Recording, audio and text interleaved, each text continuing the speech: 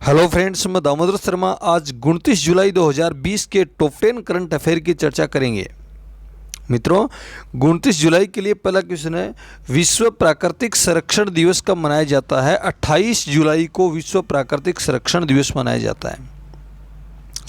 UNESCO मनाता है, पूरी दुनिया मनाती है दोस्तों। प्रकृति से मिली हुई चीज़ों का संरक्षण करने के लिए, उनको बचाने के लिए मनाता, पहाड़ों को, पर्वतों को, पेड़ों को, इन चीज़ों को बचाने, खनिजों को, इनको बचाने के लिए प्राकृतिक संरक्षण दिवस मनाया जाता है।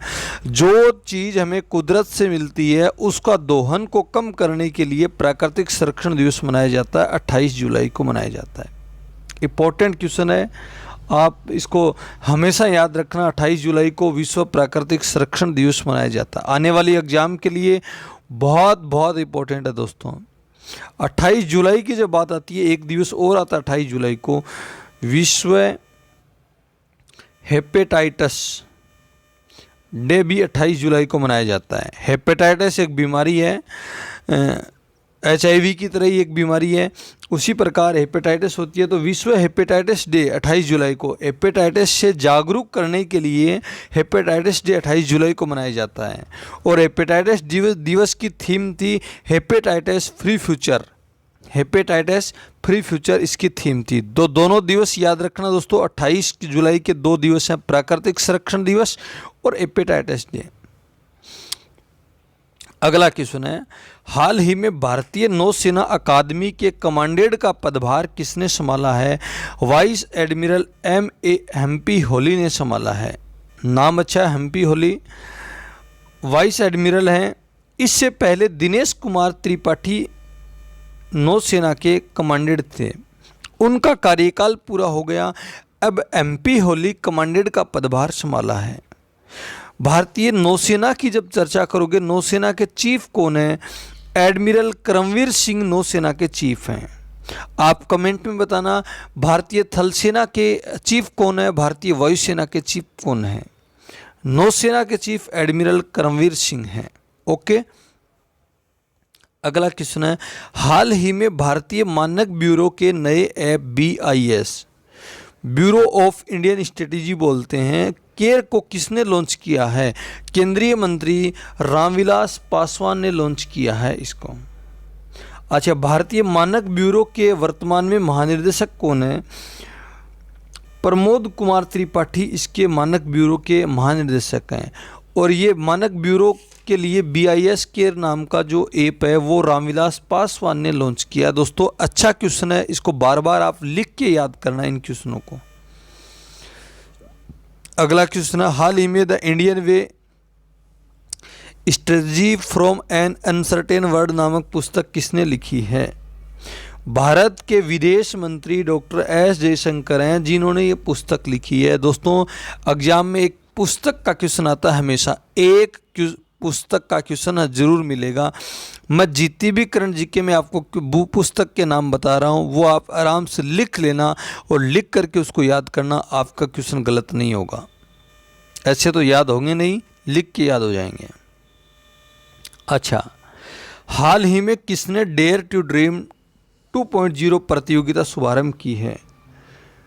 DRDO ने शुरू की है दोस्तों। डेयर टू ड्रीम 2.0 प्रतियोगिता, कोविड-19 चल रहा है, उसके बचने के लिए डेयर टू ड्रीम 2.0 प्रतियोगिता DRDO ने शुरू की है।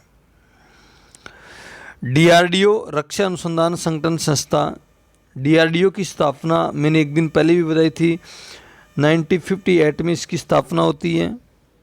DRDO का मुख्यालय नई दिल्ली DRDO का मुख्यालय है।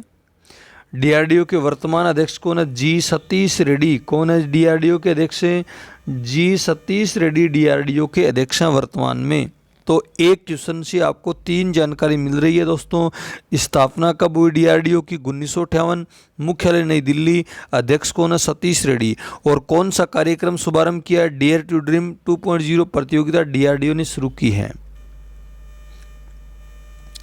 अगला क्वेश्चन है, दुनिया का सबसे बड़ा सौर ऊर्जा संयंत्र कहाँ स्थापित किया जाएगा? अबू धाबी में स्थापित किया जाएगा। दोस्तों UAE की राजधानी, संयुक्त अरब अमीरात की राजधानी अबू धाबी है। और वहाँ पर दुनिया का सबसे बड़ा सौर ऊर्जा संयंत्र स्थापित किया जाएगा, जिसकी विद्युत क्षमता होगी 2 गीगावाट। कितनी गीगावाट होगी? 2 गीगावाट उसकी विद्युत क्षमता होगी। अच्छा, अभी भारत में प्रधानमंत्री नरेंद्र मोदी ने रीवा मध्य प्रदेश में 10 जुलाई को सौर ऊर्जा संयंत्र का उद्घाटन किया था। वो एशिया का सबसे बड़ा सौर ऊर्जा संयंत्र था। अभी कल परसों मैंने बताया था रेलवे ने किया था। अभी ये दुनिया का सबसे बड़ा सौर ऊर्जा संयंत्र है। और कहाँ पर लगेगा? अबू धाबी में लगेगा, जिसकी विद्युत क्षमता कितनी होगी? 2 गीगावाट होगी। दोस्तों, सरकार नहीं, पूरी दुनिया आज सौर ऊर्जा संयंत्र, सौर ऊर्जा, पवन ऊर्जा, बायोगैस, बायोमास, इनकी तरफ जा रही है, क्योंकि ये संसाधन कभी ख़त्म नहीं होने वाले हैं। और जब ये ख़त्म होंगे तो पूरी दुनिया ख़त्म होगी। पेट्रोल डीजल कल ख़त्म हो जाएं, क्या पता उसका, लेकिन ये ख़त्म नहीं होंगे। तो दोस्तों, इनकी तरफ सरकार ध्यान दे रही है। अगला क्वेश्चन है, हाल ही में 2 बार की ऑस्कर विजेता डी हेविलैंड का निधन हो गया। डी हेविलैंड का निधन हो गया। किस देश की थी? वो जापान की रहने वाली थी दोस्तों। और 104 साल की उम्र में डी हेविलैंड का निधन हो गया। मतलब इन्होंने तो अपने कोटे से भी 4 साल ज़्यादा जी ली, अब और क्या जी के काम करेगी। 2 बार ऑस्कर विजेता प्राप्त कर ली इन्होंने। 104 साल आज जीना मुमकिन बात है। आजकल तो एज ही, साइंस ने एज ही 60 साल निर्धारित कर दी। अगला क्वेश्चन है, हाल ही में मौसम के पूर्वानुमान के लिए मौसम ऐप किसने लॉन्च किया है? मौसम ऐप। जब मौसम ऐप की बात करोगे दोस्तों, तो ये मौसम ऐप किया है डॉक्टर हर्षवर्धन सिंह। भारत के स्वास्थ्य मंत्री डॉक्टर हर्षवर्धन सिंह हैं, जिन्होंने ये ऐप लॉन्च किया, मौसम ऐप लॉन्च किया है। इससे मौसम के पूर्वानुमान की जानकारी मिलेगी लोगों को। तो इसके लिए लोग अपने आप को बाढ़ से बचने के लिए, इनको बचने के लिए अपने पहले ही संसाधन जुटा लेंगे। तो अच्छी है, हर्षवर्धन ने ये लॉन्च किया। मतलब मैं सोचता हूँ कि सेंट्रल सरकार अभी बहुत अच्छा कार्य कर रही है लोगों के लिए। हाल ही में ट्यूनीशिया के नए प्रधानमंत्री कौन बने हैं? इचेम मचीच बने हैं, ट्यूनीशिया। जब ट्यूनीशिया की बात आती है दोस्तों, अफ्रीका महाद्वीप जाना। अफ्रीका महाद्वीप में एक देश पड़ता है लीबिया, नाम सुना होगा आपने, लीबिया। लीबिया के बिल्कुल ऊपर ट्यूनीशिया देश पड़ता है। और ट्यूनीशिया के जो पहले प्रधानमंत्री थे, ट्यूनीशिया के जो पहले प्रधानमंत्री थे वो एलिस वाकवा थे, जिन्होंने इस्तीफा दे दिया। और उसके बाद नए प्रधानमंत्री बने इचेम मचीच बने हैं। दोस्तों याद रखना, ये भारत के मित्र देश हैं। ट्यूनीशिया, मोरक्को, ये मॉरिशस, ये भारत के मित्र राष्ट्र हैं। और ये अफ्रीका महाद्वीप के छोटे छोटे देश हैं। ट्यूनीशिया की बात करोगे, राजधानी ट्यूनिस इसकी राजधानी है। अफ्रीका महाद्वीप का देश है, गरीब राष्ट्र है, पानी की समस्या बहुत है वहाँ पर, पीने के लायक भी पानी नहीं है। अफ्रीका महाद्वीप में जो बच्चों की डेथ होती है, सबसे ज़्यादा गंदा पानी पीने से होती है। आप इंडिया में रह रहे हैं, अच्छा पानी पी रहे हैं, शुद्ध हवा ले रहे हैं, अच्छा जीवन जी रहे हैं, स्वतंत्र जी रहे हैं, तो आप भगवान का शुक्रिया अदा करो कि हमारा इंडिया जैसे देश में जन्म हो गया। अन्यथा तो अफ्रीका जैसे महाद्वीप में जन्म होता तो क्या हालत होती है आपकी भी, साथ में मेरी भी। अगला क्वेश्चन, हाल ही में भारत ने किस पड़ोसी देश को 10 ब्रॉडगेज डीजल इंजन सौंपे हैं? बांग्लादेश को सौंपे हैं दोस्तों। भारत का पड़ोसी राष्ट्र बांग्लादेश, और बांग्लादेश की जो पीएम है ना, वो शेख हसीना है। बांग्लादेश के राष्ट्रपति अब्दुल्ला हामिद हैं, और बांग्लादेश की राजधानी ढाका है, मुद्रा टक्का है, टक्का। और जिस बांग्लादेश को भारत सरकार ने ब्रॉडगेज के 10 डीजल इंजन सौंपे हैं दोस्तों, आज भारत में भारतीय रेलवे का 95% रेलवे है वो लगभग ब्रॉडगेज में हो गया। पहले मीटर गेज में था।